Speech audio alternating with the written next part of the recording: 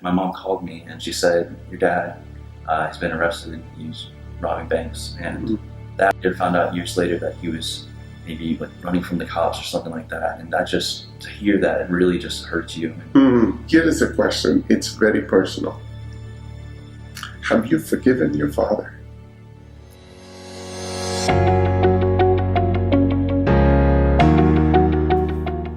Hi, this is Dr. Liz, Senior Pastor at Antioch International Church, and I want to personally welcome and thank you for joining us today. We are so glad you are here because this podcast, Dancing in the Rain Community, is designed for you. And now, here is your host, Mr. Cyril Prabhu, the founder of Proverbs 226. Good morning, podcast viewers. I am so excited to have another episode of Are You Dancing in the Rain? This morning, as we are sitting down to talk to you, we wanted to go over something that's been very heavy in my heart. I've always seen there's so many amazing men and women. They go ahead and start a ministry. They go ahead and start a church. But it is not easy. Sometimes when we start the church or a nonprofit, there are so many people that could come against us, that can say, like, oh, is this going to work? This is too hard. You're just like thinking like a pie in the sky kind of an idea. So today what we're going to do is I'm going to talk about my experience of running Proverbs 2-6 and the hurdles that I ran into in Proverbs 2-6. But at the same time, there is always a silver line.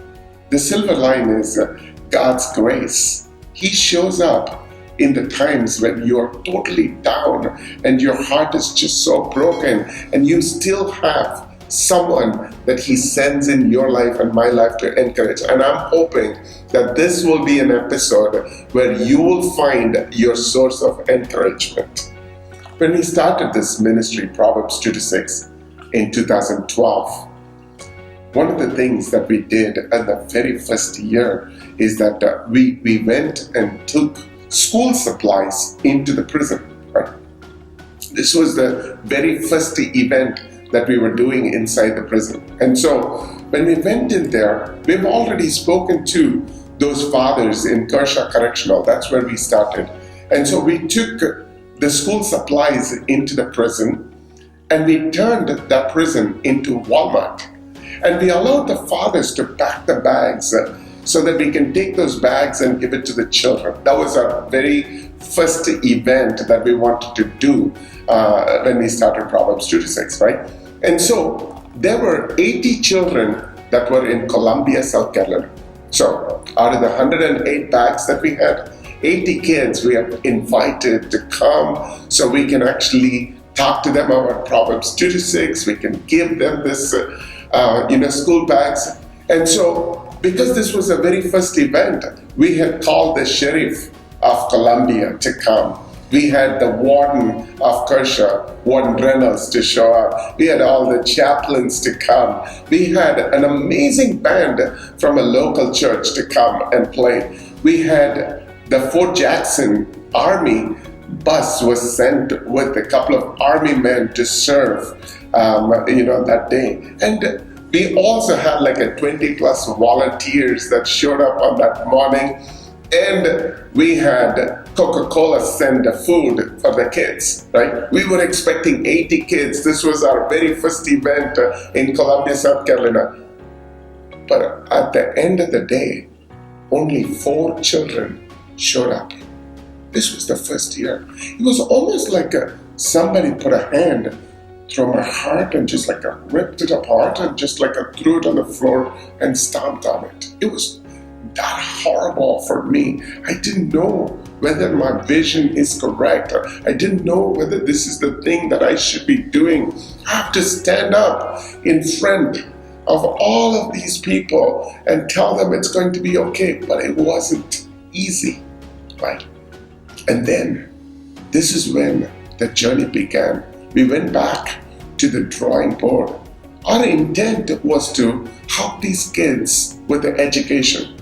We wanted to send these kids to college. We wanted to do everything to prepare them for college. That was the main motive of Proverbs 2-6. But here's what happened at that time.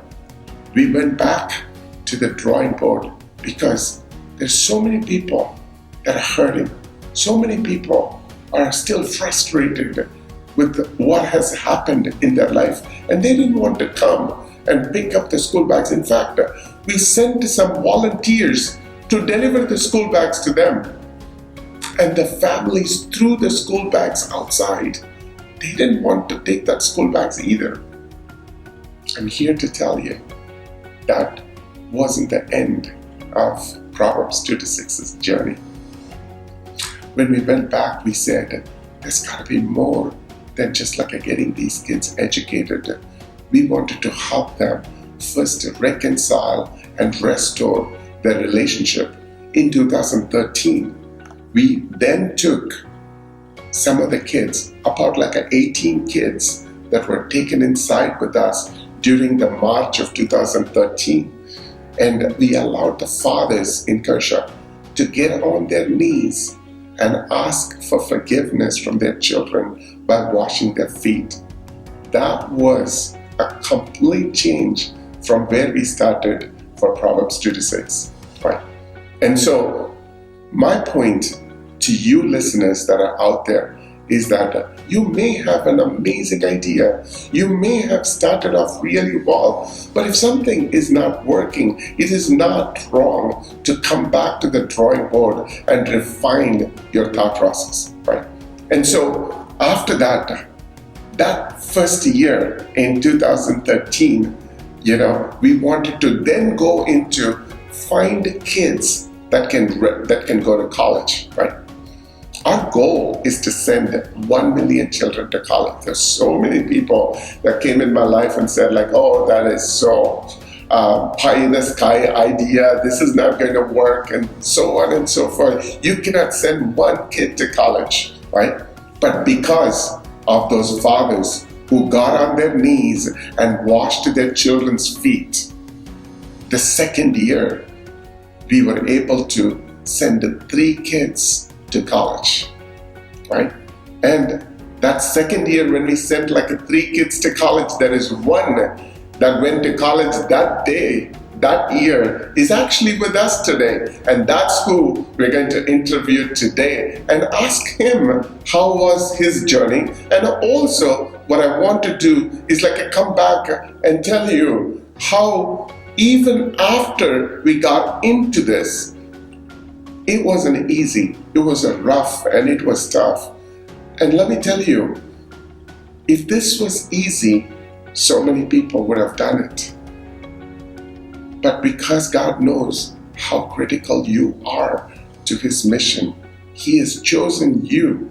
What God has placed in your life is a calling. And this afternoon, we're here to strengthen your calling. We are here to pour the source of energy that we got out of this ministry so that you can grab on to and just be encouraged. With that said, I want to welcome my guest today, Lonnie Gasque. Lonnie, I'm so glad you could come and join us this morning to spend some time with us and talk about like your journey. Right? But before we get into the questions and talk about like everything, why don't you tell to our audience who you are and tell us a little bit about your family, and then we will go into the other questions. Thank you so much for having me, by the way. My name is Lonnie Gasque. I am from Charleston, South Carolina, and I have 4 sisters, my mother and dad, and they divorced whenever I was 2 years old, but luckily they're both in my life still, thankfully. Wonderful. You have 4 sisters? Tell me a little bit about your 4 sisters, Lonnie. Yes, it was actually very funny growing up with 4 sisters. I'm the only boy in the family. And so my mom, she would always kind of like laugh that I always like lock myself in my room to get away from my sisters and everything. But as I got older, I kind of developed more of a relationship with my sisters just because whenever you get older, you just kind of grow together. And kind of, hardships bring you together, everything just kind of like become closer. Absolutely. And I really enjoyed being able to grow with them. I think my sister Tori and I are probably one of the closest because she's my older sister, and we've been together for so long. I actually have a little sister that's 6 years old too as well. Oh, wonderful. I am so glad, to hear about you growing up with 4 sisters. Now, tell us a little bit about, your journey was like. I know you are a very quiet, even growing up, I've heard from your friends, you're always, being very silent in everywhere you went, right? But there's got to be something more to that, your quietness. There's got to be something that you must be processing in your head. Tell us a little bit about what were you? Yes, there definitely is, and I was always kind of moving around whenever I was younger, going from like school to school. I think I moved maybe 8 times just in elementary school alone. And so during that, I kind of had to just learn to just like listen to how people like, talked and who they were, just to figure out like everyone that I like could be friends with. And from there, it just became more of just like understanding people, and then trying to from there to just develop something to be friends with many people like, while moving so often. And I tried developing like kind of humor. That was like my thing I would usually do. Yeah. And so I would try and be like funny, like the funny person in class, but I would often be just quiet, usually if I was just meeting someone, because I just didn't know how to act around like so many people once I just moved often like that. Wonderful, wonderful. Lonnie, I know that, growing up, you had all the hurdles that you could have faced, because one of the critical part for this interview is that, you are one of the few children that we ran into in Proverbs 2-6, that has given everything that you can to come through all the obstacles, come through all the, challenges, right? To get to a place where you can actually prove yourself, right? Going through college and so on. But the question that I have is, what was the energy? What was the source? How did you manage to overcome? Because there are going to be other students, other children that are going to be watching this, right? My hope is that, they can actually learn from what you have gone through. What did you do that could just like help you to hold on to something that you probably must have just gotten yourself into, right? There's got to be something that just like it gives you your energy. What is that? So growing up, my dad was always in and out of jail, and that really just hurt me whenever I was younger. And I used to get letters from him whenever I was not even young enough to read. My mom would read them to me. And whenever that happened, I wouldn't even know about it. Like at that young age, you don't understand. And so whenever I was growing up, I just tried to block it out almost. Like it wasn't real. Like it was just something that they said was happening, but it wasn't happening. Right. And so whenever I would just be living with my dad or anything like that, I would kind of see just random things. Like he'd get home and he'd be acting weird, and I was just like what's going on? And then I later found out years later that he was maybe like running from the cops or something like that. And that just, to hear that, it really just hurts you. And then one day, whenever I was probably about, I think 12 or 13, I was just playing video games with my cousin. And I remember my mom called me and she said, your dad has been arrested. He's robbing banks. And that right there, that really like tore up my heart.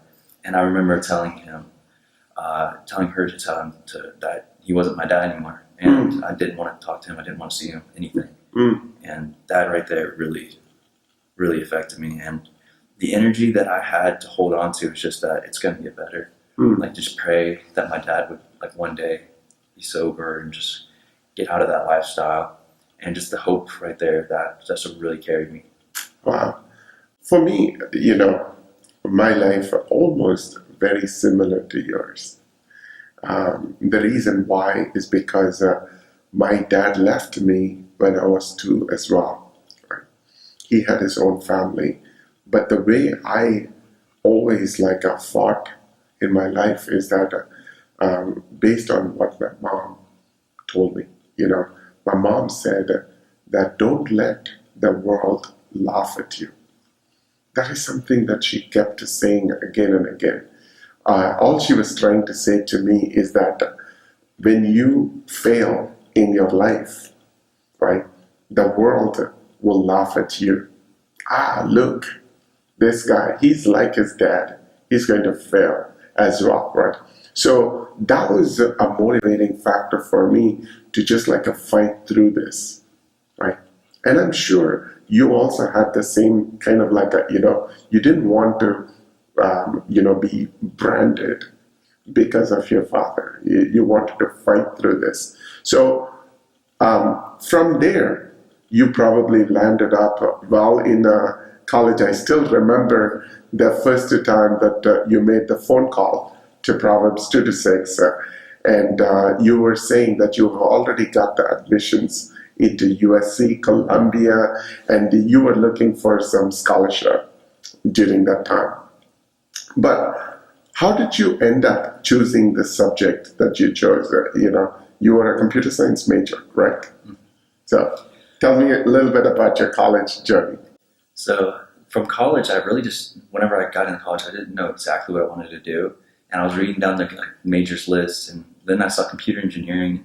I was like, wow, that actually looks really interesting. I remember just growing up fixing my Wi-Fi and stuff, and I was just like, wow, this is magic. How does this work? Yes. And as soon as I saw that, I was like, I want to understand this magic. I want to understand how it works, and I want to be able to be that magician with a computer. Right. Wonderful. Lonnie, I know that your college journey was really wonderful for you. I know you probably had your hurdles and challenges through your college journey. Mm-hmm. But tell me a little bit about how did you manage in college the things that you went through? So in college, it was definitely a hard journey as well, and I think that having y'all there made it just so much easier. It really did. And I have this note in my phone actually that it's a list of stuff I have to deal with, and it's from 2016, I believe, and it's just 9 or 10 things that I was just at the moment was the biggest hurdles that I could go through, and I just remember wanting to break down because I was like, this is so hard, and I keep that in my phone just to look back to and just see this at that moment, that was the biggest hurdles I had, and I got through every single one of those. Wonderful. And that right there just pushes me forward and makes me want to do better with college and everything. Lonnie, you talked a little bit about Proverbs 2 to 6 in your last answer with what went through in your college and the 10 things. Tell me a little bit about what does Proverbs 2 to 6 mean to you? To me, I think Proverbs 2 to 6 is having someone in your corner, pushing you to do well and guiding you. It's almost like someone that believes in you and wants you to do well. And they see the good in you. They see you as being good for society and good for yourself and your family, and that's what they want to see. And so to me, that really helps me kind of just push myself the way that y'all pushed me as well, and just develop myself as someone that I want to be. Wonderful. For the people who are listening to this, I wanted to say, while this effort with Lonnie was going in a parallel track, I want to come back to the story that I started with in the beginning, right? I talked about how we took the school supplies and we couldn't even find more than 4 kids to show up on our very first event, right? But afterwards, the second year, after we had the kids spend some time with their fathers and the fathers washing their children's feet and so on, we actually made phone calls that first year to find out how many kids that we could potentially send to college. Because the second year, when we were trying to go into looking for the kids, we had actually 59 children in the program that were in the age group of 15 through 18, right? So when our team went and looked and called these families, we found out of the 59 kids, 30 of those children were already in prison. 19 of them were pregnant and couldn't go to college. And 10 of them were doing 6th and 7th grade while their age is in the high school age group. we couldn't find even one child that we could send them to college that year. It again broke my heart because what we were trying to do is to send these children to college. And what we are finding is that we couldn't get to them in time. We were late getting into their life. And so after this year of like the fathers washing their feet and the kids going through here on the year later is when we find a handful of children that were ready to go to college. And Lonnie was one of those children that showed up during that time. And what we found out with those children that went to college, this was the first group of kids that had already gone through the washing of the feet, or they have already been talked through about education. There are things that have happened to help change the trajectory of these children. What we found that year, the kids that went to college were doing a double and a triple major. This was a huge boost for this program. That year, we had like a one kid that was doing a biometrical engineering, double major in biometrical engineering. And Lonnie was doing a computer science, and a handful of kids were doing a secondary education. This was a break that we were looking for. What am I saying? There's so many people like us who would have started a nonprofit. And the first year may not be the year like you found your results. You may have had all the good intentions, but the things may not have happened well for you the first year. May not be even second year.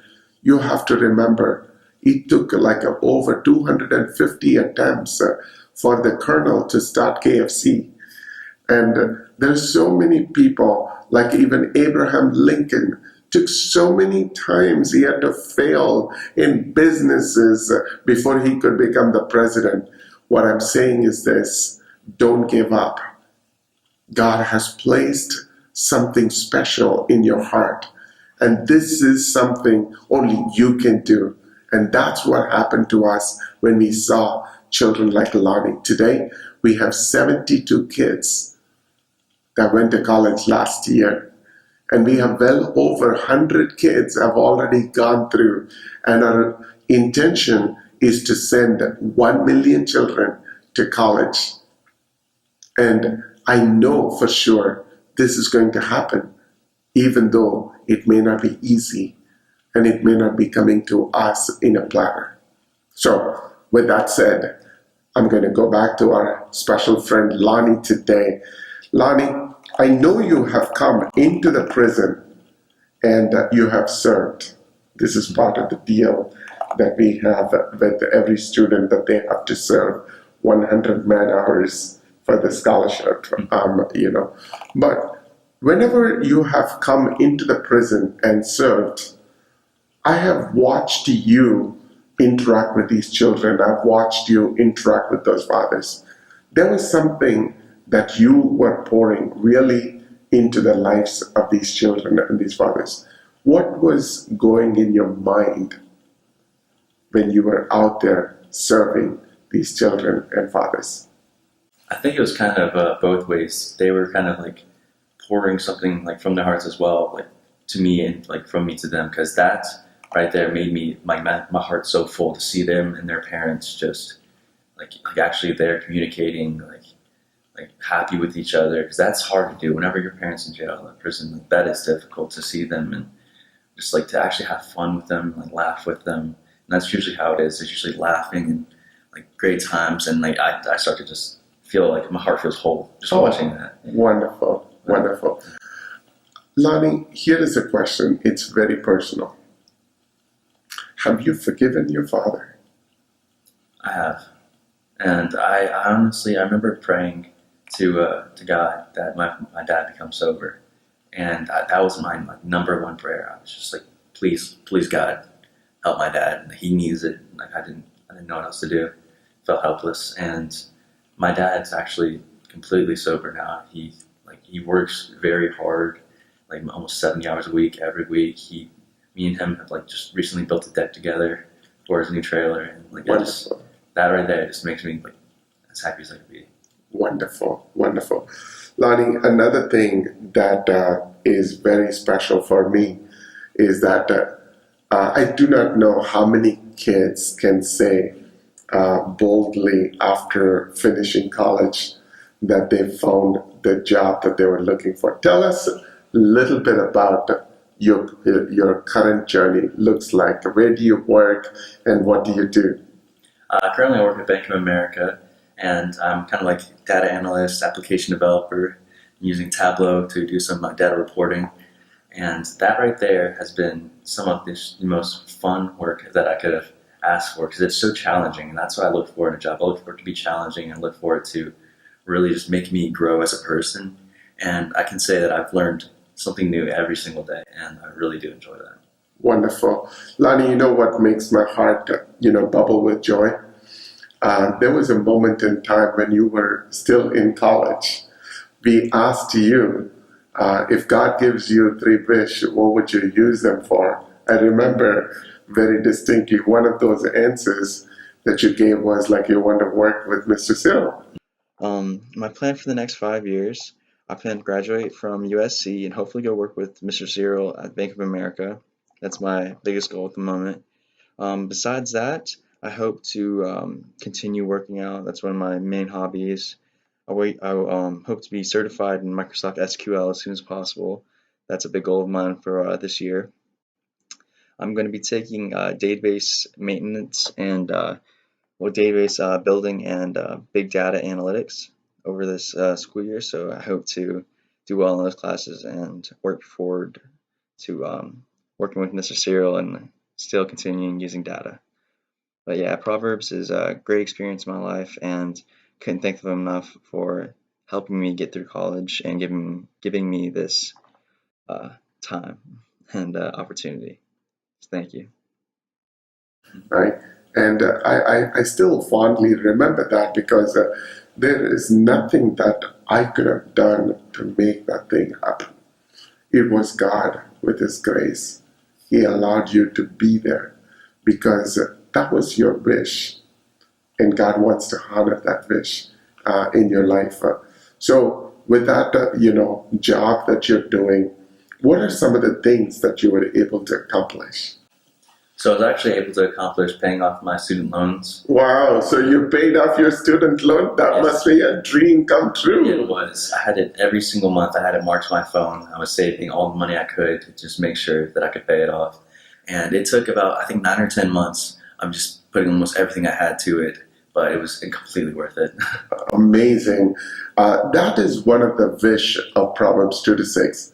We want our children, if you look at the scholarship that we provide, our goal is to provide the scholarship, but also we want to make sure that every one of the students are debt-free in their life. And that's so pleasant for me to hear. What else did you accomplish, Lonnie? So after that, I'm actually very frugal whenever it comes to like spending money or anything like that. And so I saved a good bit. I actually started a Roth IRA recently. Oh, so, wow. Yeah, I'm trying to kind of build for my future. And I wanted to do that for as soon as I could. As soon as I was debt free and everything, I wanted to help build up for my future. And then for my little sisters, I really hope they do go to college, because I told them if they go to college, I will help pay half. Wonderful. What is so wonderful about this journey with Lonnie is this: he's now got a job, and he's paid off his debt. And he is now starting to save for his life. Isn't that amazing? How many kids can say this to our, towards their journey? So now, Lonnie, this is an amazing milestone, right? But if you have to give an advice to the younger version of Lonnie Gasque, what would you tell him to look for? Because he might have had the same struggle that you had in your life. He might have to walk through all the path that you might have gone through. Now, if given all that, what would you tell a younger version of Lonnie to look for? I would tell him to just kind of push through all the struggles that you can face, because there will be struggles each and every time, and to surround yourself with others who also want you to do well and themselves to do well. Because if you don't surround yourself with the right people, you will go down the wrong path, and that's something that I've actually seen happen to many people that I'm friends with, and I'm happy to have actually been surrounded by good people that have guided me well. Right. Wonderful. And also, your family played a huge role in this as well. Your sister, Tracy, Tori? Tori, yes. Yeah, played an amazing role as well. Now, Lonnie, if you have to redo this journey again, if you have to go back to 5th or 6th grade, what would you do differently than what you did in this journey? Yeah, my sister Tori definitely did play a big role. Like whenever I got out of college, she actually let me live with her, and I was paying $400 in rent and everything, just help her out, and also she helped me out, so I really appreciated that. But 5th or 6th grade Lonnie, I think I would tell him to kind of apply myself more. I think that back then I felt like I could kind of coast by a little bit with grades, just because whenever I learned it, I would kind of just be like, oh, okay, I understand it. I don't have to do any more than that to do well in school. But actually learning how to study was probably one of the biggest benefits I had in college and high school, and not studying kind of just made me not just understand the material as much as I should have. And I didn't understand at a young age that whenever you're learning something, it's a building block for future things that you will learn as well. So it's not all just 5th grade is only for 5th grade. 5th grade you carry out through the rest of your life. And same for 6th grade and all. And so that right there is what I would just tell him, is just kind of wonderful. Lonnie, we are so glad that you were able to come and being part of this. Before we wrap up, where do you see yourself 5 years from now, 10 years from now? 5 years from now, I really do hope that I find a wife and have kids. That's one of my biggest dreams right now. And I think that with how my future's going at the moment, I really do think that I'm lined up for that. And 10 years from now, I hope to be able to help others as much as you do as well. Because that's something just I kind of inspired to be. So. Wonderful. Lonnie, thank you so much for being with us this morning. And for all of those podcasters who are watching this, we're praying that this will be a source of energy for you as you fight through this journey. May the good Lord be with you. This whole journey that God has placed in our heart is also taking its form and shape every single day, every single week, every single month. It is always a struggle. It is always have to push through the doors to get to where we want to go. But here's the beautiful part. God has never let us alone. God has never been away from us. In fact, what happened was now that we have 72 kids in college, the fees that we need to pay every single semester is just a large bill that we need to come up with, right? And here's what happened. A couple of years ago, I was going to a prison that Friday morning, and my wife called me and said, we need to make a payment for one of the students, right? And so when I was in a hurry going into the prison, like every good husband, I completely spaced out that my wife had called and asked for these funds to be made available. And so I go into the prison. It was an amazing day at Southern Correctional. And then once I finished from there, it still didn't dawn on me that, my wife told me about the bill. And so I went to Raleigh to meet with some of the leaders at Raleigh. And after I finished that meeting, I was coming out of the meeting by 3:30 or so. when I came out, suddenly the bulb went on that this morning my wife had asked me to look for that, money to be paying for this kid. If we don't make the payment the next day, then that kid won't be able to go to school, right? And so what happened was I called my wife. I was in Raleigh. Between Raleigh and Charlotte, it's about 4 hours, right? And so every half an hour, I kept calling my wife. The one thing that I've asked my wife is like, have you checked the mail? It's not like somebody was going to send me a check or anything, but I did ask her, have you checked the mail, right? So she goes to the mail, opens up the mail, the mailman hasn't come. 3:30, 4, 4:30, 5, 5:30, when she went and opened the door, the mailbox, and she saw a check exactly for the same amount that she had asked me that morning. But here's the thing. People may think that is a miracle on its own, right? But 2 days before, Wednesday of that week, there was a man named Terry McKeever in Brady, Texas. You should Google Brady, Texas. It's in a place like, in the middle of Texas. He went to work. And when he went to work that day, he was so restless. He has no idea why he was restless that day. And so by afternoon, he called his admin and he told her to send a check. And he told me that he would never make such a decision from office. It would always be his wife taking care of any of these kind of resources. But that day, he actually told his admin to send a check over to Proverbs 2-6.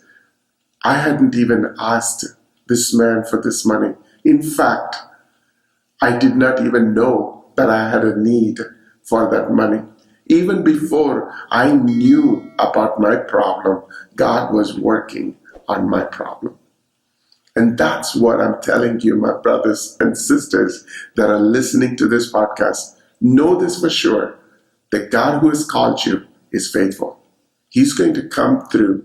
No matter what happens, he's going to show up. His thin line of grace is always going to be with you. All we can say today, are you dancing in the rain? Until we see you next time, have an amazing rest of the day.